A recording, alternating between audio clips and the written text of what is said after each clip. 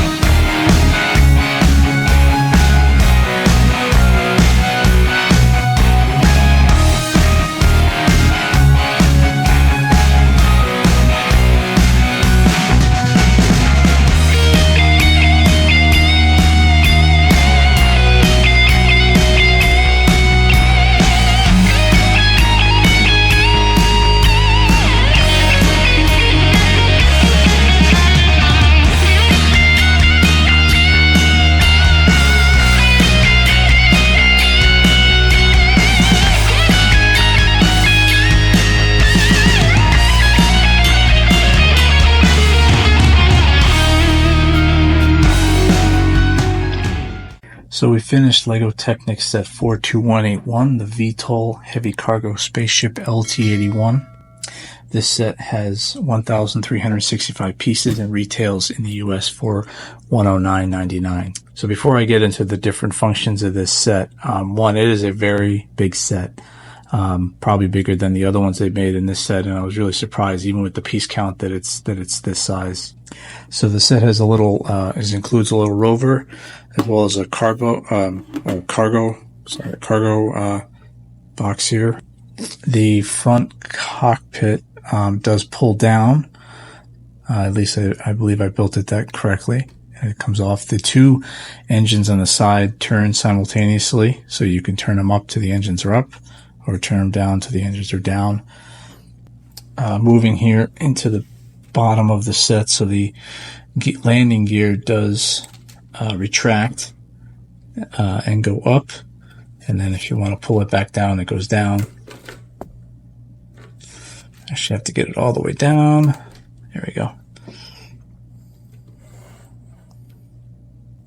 The other thing that this set has is a cargo loader.